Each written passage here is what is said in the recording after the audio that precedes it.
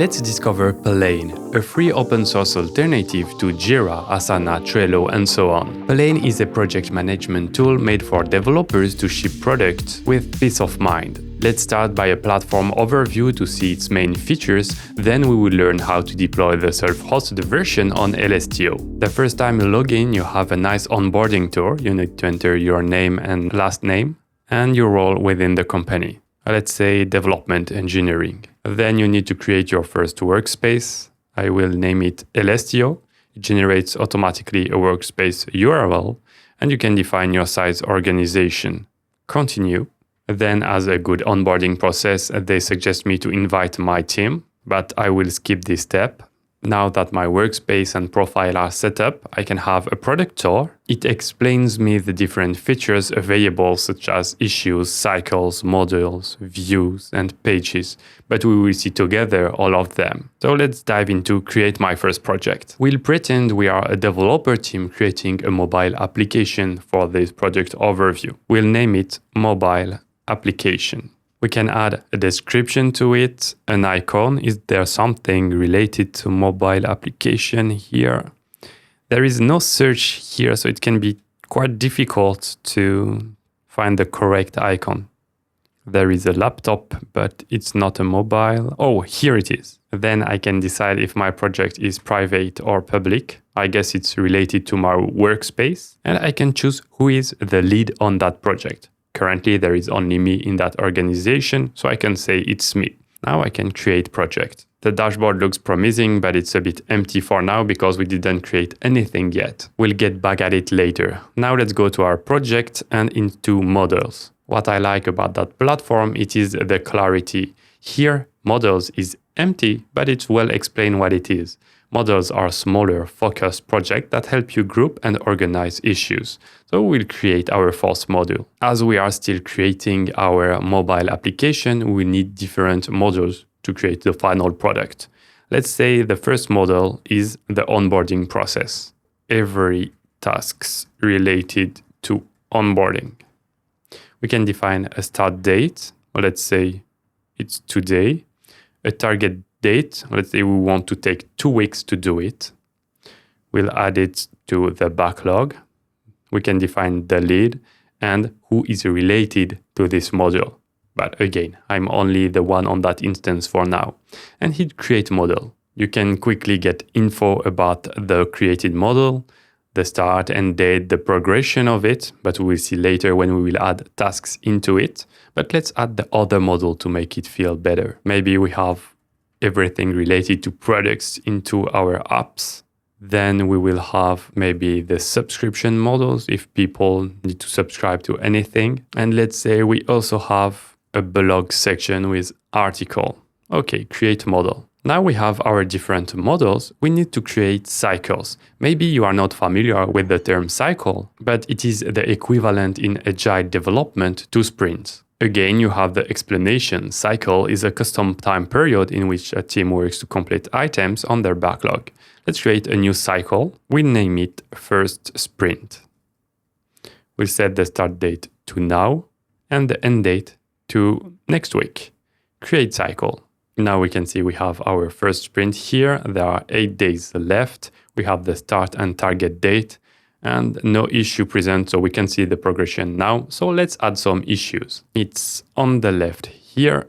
Again, you have the explanation. Let's add our first issue. Let's name it login. And inside we'll say everything related to the login process. We can add it to the backlog or to the to-do, in progress, and so on.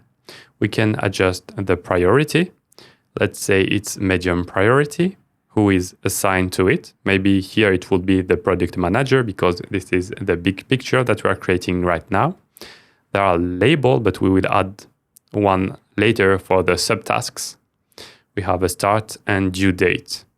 Let's say we want it to be next week. We can also check create more if we want to continue creating issue, but now I want to open this issue. Now we have our list of issues here. We can open it. And on the issue page, you have a lot of different options to manage your projects correctly. First of all, the description, it's not only plain text, but you can use slash and format the text you need it. So login, I would add a text. Then you can add bullet points.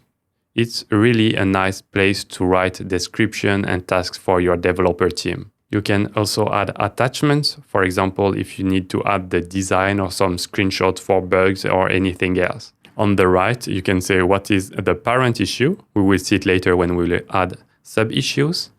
You can say what is blocking this issue or what is it blocked by. So here it's not what is blocking this issue, but what this issue is blocking, sorry. Then we can attach this issue to a cycle. So it will be for the first sprint.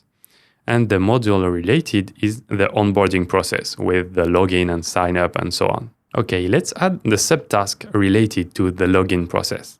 So create a new one. We can say create API route for login. Well, the naming is maybe not the best, but let's use it.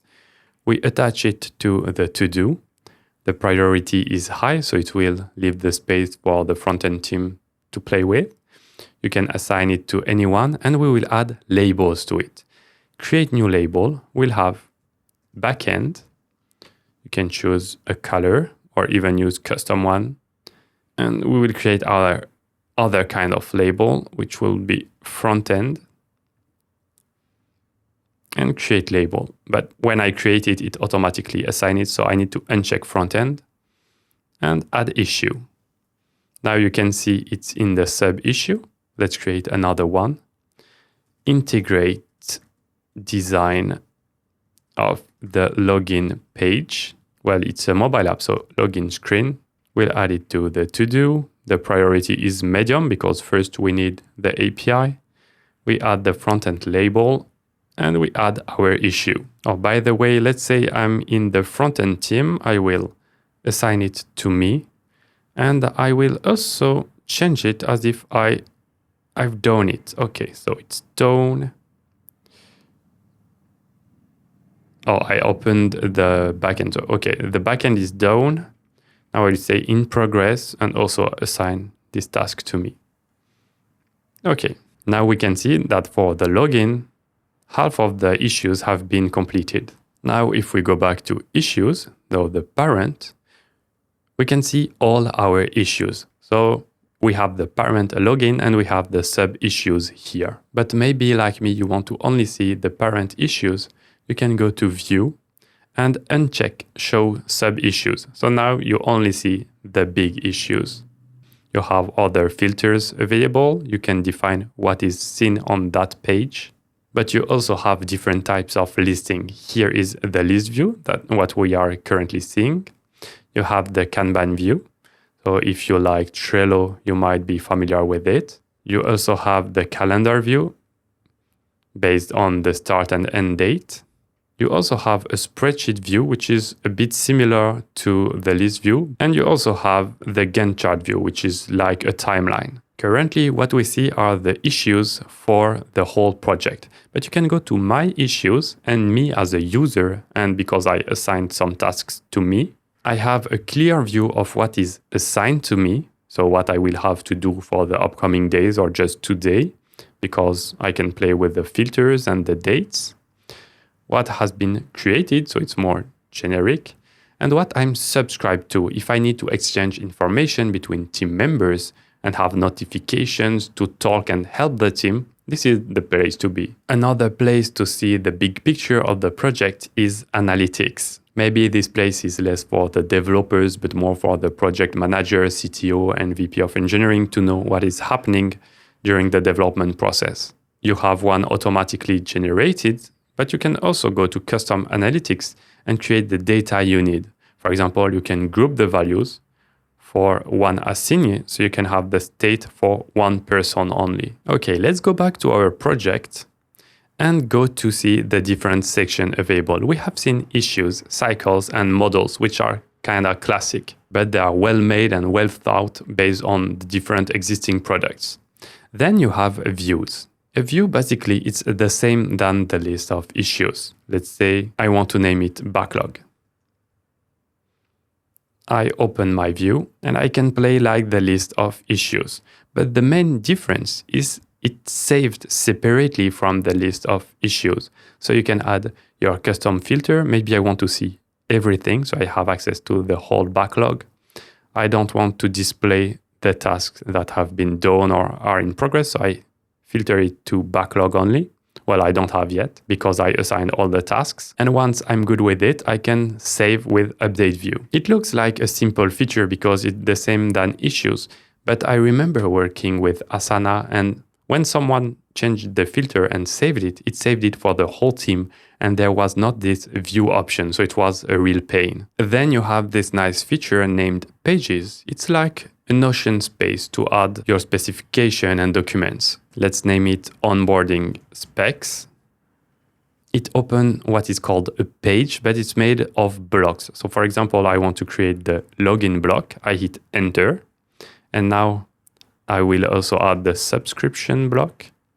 So I have my different blocks, and inside a block, I have that text editor with the commands as we saw previously. So login, a link to the wireframe is here, and so on. Okay, update block. When I wrote my pages, I can get a link to it. So I copy it. Then I can go, for example, on my issues. I go here, and on the links section, I can add the specs.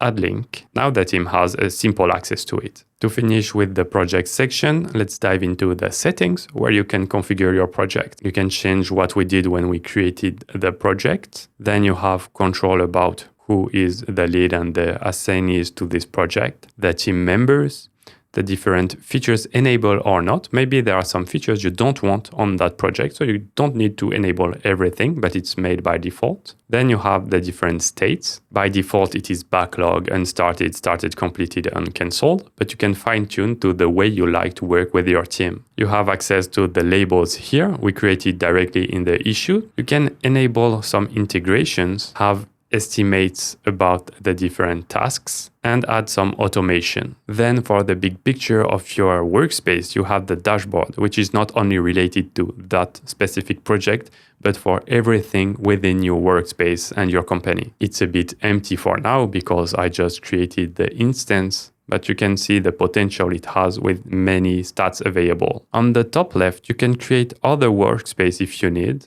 And you also have access to the workspace settings. You can invite other members, set up the billing and plan, but because we are using the self-hosted version, currently it's totally free. In the imports tab, you have relocation for GitHub and Jira, but it is said that the open source version is not ready yet, but it's coming very soon. And you can also export all your data into CSV, Excel, or JSON. If you want to give a try to Plane, you can go to their website, have a check at their pricing. They have a free plan, which is based on their cloud version. You just have to click on Get Started.